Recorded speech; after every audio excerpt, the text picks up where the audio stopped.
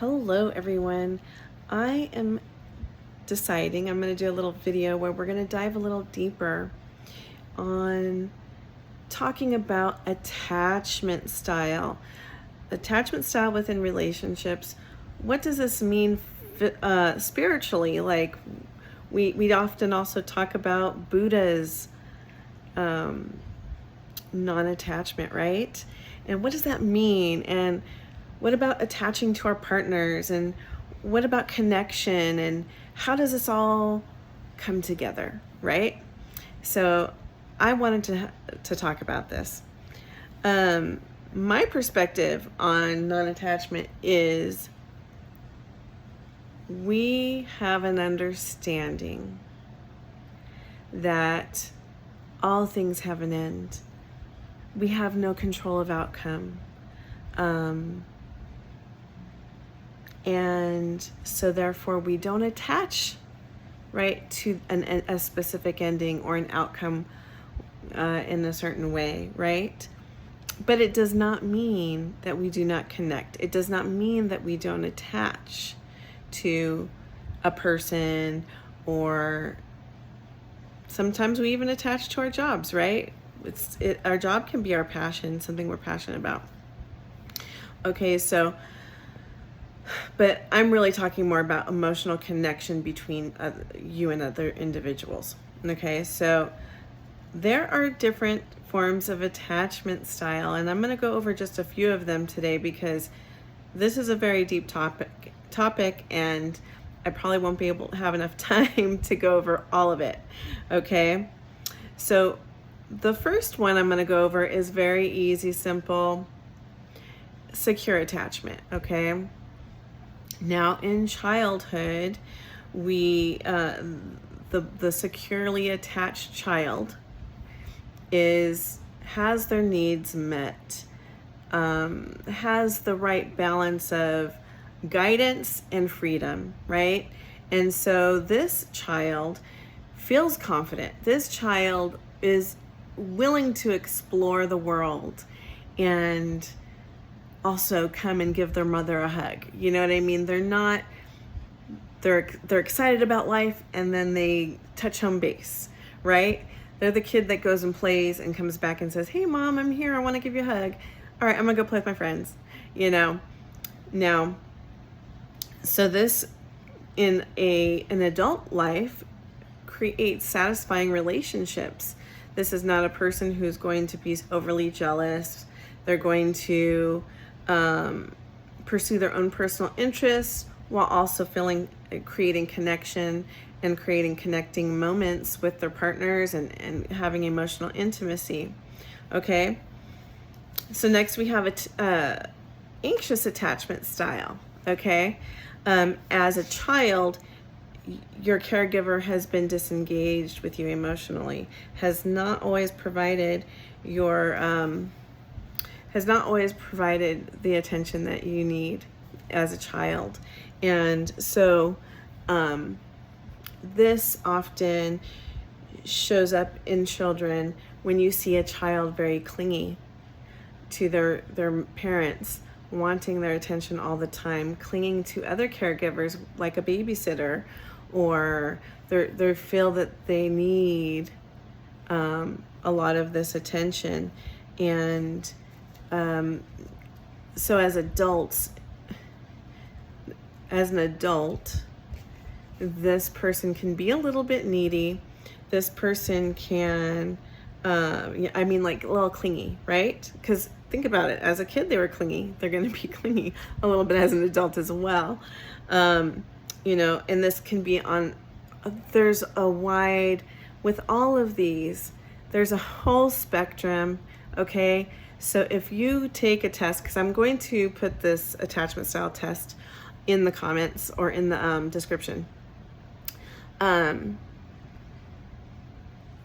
Whatever attachment style comes up, don't judge yourself harshly. You can at different times vacillate between different attachment styles. Different life circumstances create different attachment styles. So do not freak out about this, okay? So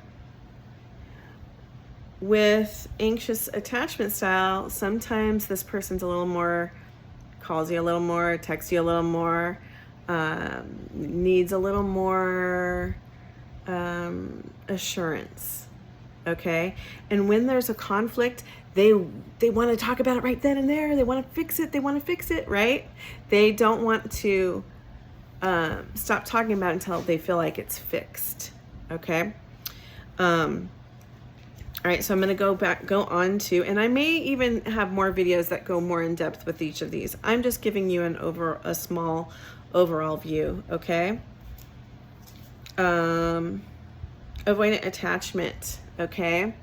This also is someone who wasn't getting, their emotional needs were being neglected, but it's also often comes from having a home where you had a parent who had a lot of ups and downs. Like you didn't know what you were gonna get when you walked in that door, right? So it creates this feeling in a child. They go within and they become very independent. They feel like they're the only one they can rely on.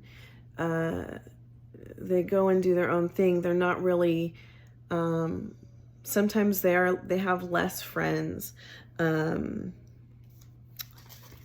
me look at my notes a little bit.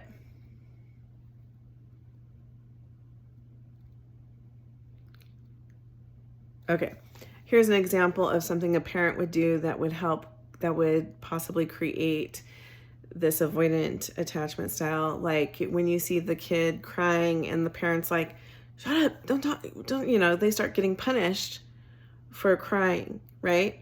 So it's like they weren't allowed to have emotions. They weren't allowed to express themselves.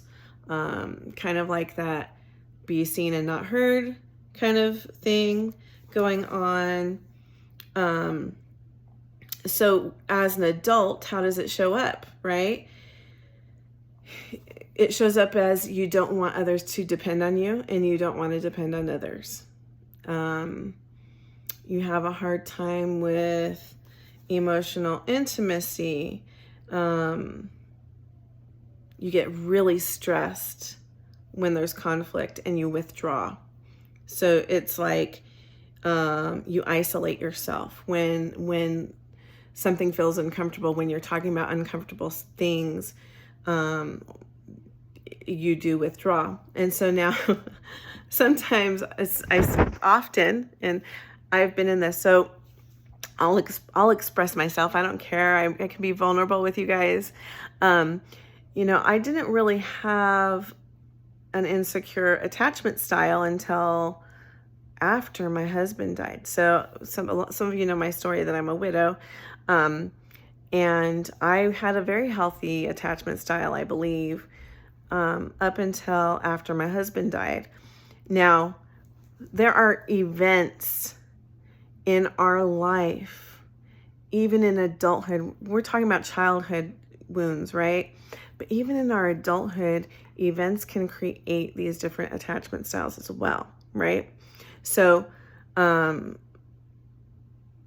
shock of my husband's death created this fear, this fear of losing somebody really quickly. Anytime I have love, I'm going to lose it, kind of a crazy thought. And I have been working on this for a long time. And most of the time it doesn't come up, but sometimes it does, especially if I am connected with somebody else who has, so mine is a little anxious attachment, okay? It's not crazy on the, number 10 spectrum, but it's there. And so it will make me want to really talk about, I'm that person that wants to talk about things, overly talk about things when they go wrong, so that it can, I want to make sure everything's okay, right? That's how it shows up in me. And I've been in relationships where there've been avoidant attachment style in the past, and they're on the opposite spectrum. They're like, leave me alone. We're just having a conflict. I don't want to talk to you. I want to detach. I want to detach. And I'm like, we got to talk about it. Right? So many of you have experienced this. I know in the comments, I'm going to hear some from you guys. This is an experience, a common thing, right? So the point is, we all have a different attachment styles, and I'm not talking about this so that, sorry, the dog keeps licking me, and so it's making me shake. It's not something to judge and say, oh, you got to go do healing. You can't be in a relationship because you have this attachment style, and you need to be perfect. You need to have secure attachment style to be in a relationship. That's not the case. But it is we do need to go within and understand ourselves so we can communicate clearly with our partners so that they can show up for us in the way that we need, and we can show up for them in the way that they need. And so that's the importance of understanding these things. A lot of times love comes up in my readings, guys, and it's fun and I love it, but there's something deeper too. And healing is a huge part of what I do and what I do with myself, because the healers, we also have our own healing work to do. So anyway, I just wanted to share these thoughts with you. I wanted to get some feedback from you. I'm going to leave a quiz in the link below so that you can check out your style, and maybe this can help you understand yourself, love yourself better, heal, work on it, and have healthy relationships. All right. Love you guys. I hope you're having a wonderful week. Talk to you later.